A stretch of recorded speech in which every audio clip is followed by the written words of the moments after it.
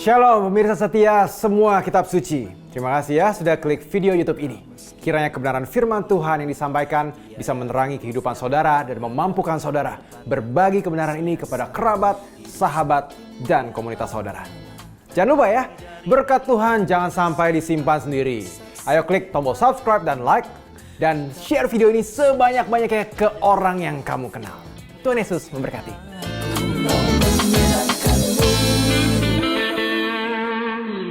Dalam pasal 2, Elia akan naik ke surga. Saya akan membaca beberapa ayat dan kemudian saya akan kembali untuk memberikan pertanyaan kepada Anda. Menjelang saatnya Tuhan hendak menaikkan Elia ke surga dalam angin badai. Elia dan Elisa sedang berjalan dari Gilgal. Berkatalah Elia kepada Elisa, "Baiklah tinggal di sini sebab Tuhan menyuruh aku ke Betel." Tetapi Elisa menjawab, "Demi Tuhan yang hidup dan demi hidupmu sendiri, sesungguhnya aku tidak akan meninggalkan engkau." Lalu pergilah mereka ke Betel. Pada waktu itu keluarlah rombongan nabi yang ada di Betel mendapatkan Elisa, lalu berkatalah mereka kepadanya, "Sudahkah engkau tahu bahwa pada hari ini Tuanmu akan diambil daripadamu oleh Tuhan, terangkat ke sorga?" Jawabnya, "Aku juga tahu, diamlah." Berkatalah Elia kepadanya, "Hai Elisa, baiklah tinggal di sini sebab Tuhan menyuruh aku ke Yeriko." Tetapi jawabnya, "Demi Tuhan yang hidup dan demi hidupmu sendiri, sesungguhnya aku tidak akan meninggalkan engkau." Lalu sampailah mereka di Yeriko. Ada waktu itu mendekatlah rombongan nabi yang ada di Yeriko kepada Elisa serta berkata kepadanya, "Sudahkah engkau tahu bahwa pada hari ini Tuanmu akan diambil daripadamu oleh Tuhan terangkat ke sorga?" Jawabnya, "Aku juga tahu, diamlah." Berkatalah Elia kepadanya, "Baiklah tinggallah di sini sebab Tuhan menyuruh aku ke sungai Yordan." Jawabnya, "Demi Tuhan yang hidup dan demi dirimu sendiri, sesungguhnya aku tidak akan meninggalkan engkau." Lalu berjalanlah keduanya. 50 orang dari rombongan nabi itu ikut berjalan, tetapi mereka berdiri memandang dari jauh. Ketika keduanya berdiri di tepi sungai Yordan, lalu Elia mengambil jubahnya, digulungnya, dipukulkannya lah ke atas air itu, maka terbagilah air itu ke sebelah sini dan ke sebelah sana sehingga menyeberanglah keduanya dengan berjalan di tanah yang kering. Dan sesudah mereka sampai di seberang berkatalah Elia kepada Elisa, "Mintalah apa yang hendak kulakukan kepadamu sebelum aku terangkat daripadamu." Jawab Elisa, "Biarlah kiranya aku mendapat 2 bagian dari rohmu." Berkatalah Elia, "Yang kau minta itu adalah sukar, tetapi jika engkau dapat melihat aku terangkat daripadamu, akan terjadilah padamu seperti yang demikian, dan jika tidak, tidak akan terjadi." Sedang mereka berjalan terus sambil berkata-kata, tiba-tiba datanglah kereta berapi dengan kuda berapi, memisahkan keduanya. Lalu naiklah Elia ke sorga dalam angin badai. Ketika Elisa melihat itu, maka berteriaklah ia, "Bapakku, Bapakku, kereta Israel dan orang-orangnya yang berkuda." Kemudian tidak dilihatnya lagi. Lalu direnggutkannya pakaiannya dan dikoyakannya menjadi 2 koyakan. Sesudah itu dipungutnya jubah Elia yang telah terjatuh. Lalu ia berjalan, hendak pulang dan berdiri di tepi sungai Yordan. Ia mengambil jubah Elia yang telah terjatuh itu. Dipukulkannya ke atas air itu sambil berseru, "Di manakah Tuhan Allah Elia?" Ia memukul air itu terbagi ke sebelah sini dan ke sebelah sana. Maka menyeberanglah Elisa. Ini adalah bacaan yang panjang tetapi perlu untuk dibaca.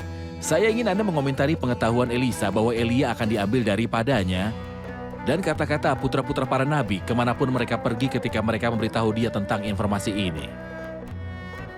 Sebenarnya Elia telah memberi Elisa banyak ujian untuk dapat menguji kesetiaannya. Dan Elisa berhasil dalam semua ujiannya dan membuktikan bahwa dia tidak mengikuti Elia karena penasaran atau ketenaran atau bahkan kekaguman kepada seseorang. Tetapi dia mengikuti Elia dengan kesetiaan yang sejati karena dia tahu sejak hari di mana dia mengenakan jubahnya bahwa dia akan menjadi penerusnya dalam pelayanan di wilayah ini. Anak-anak para nabi tahu bahwa Elia akan diambil, tentu saja karena mereka melayani dan karena mereka adalah anak-anak dari para nabi.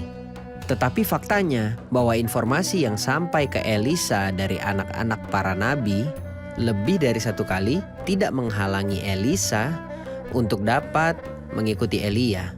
Itu tidak membuatnya berbalik atau mundur dari keputusannya.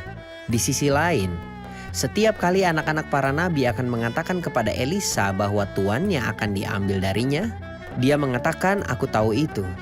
Diam.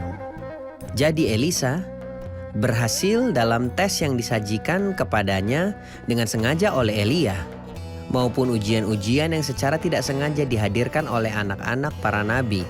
Dan ia sepatutnya membuktikan bahwa dia adalah pengikut Elia tidak lain untuk melayani Tuhan setelah akhir pelayanan Elia.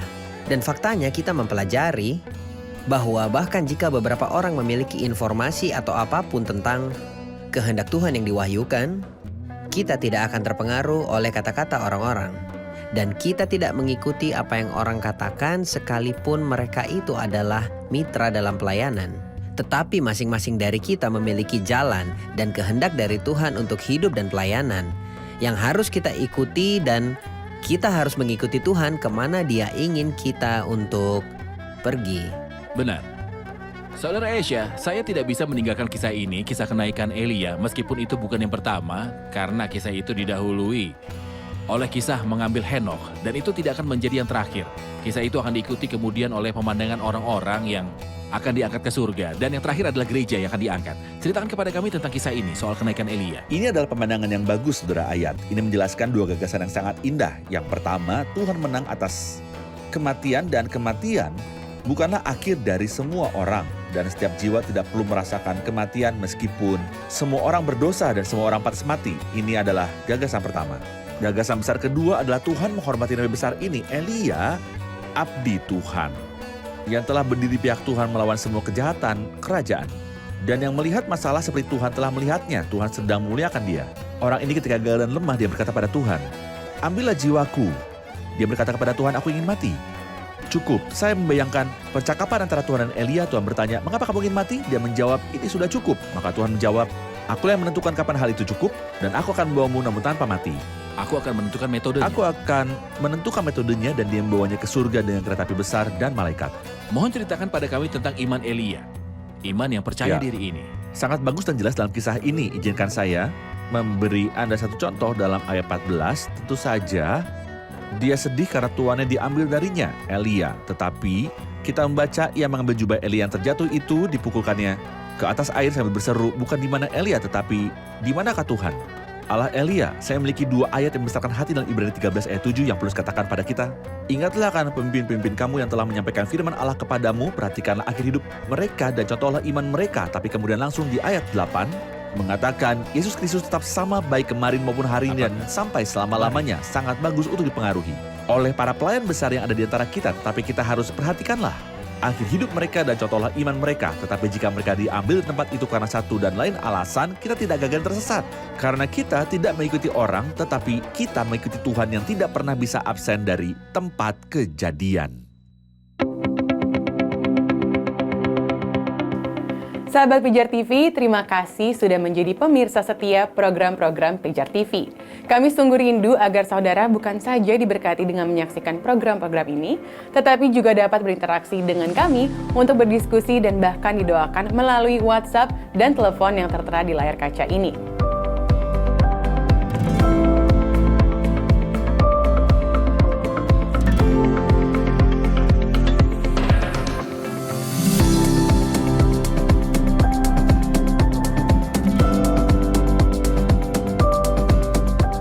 Hubungi kami sekarang melalui WhatsApp, tim Respon Pijar TV siap untuk melayani saudara.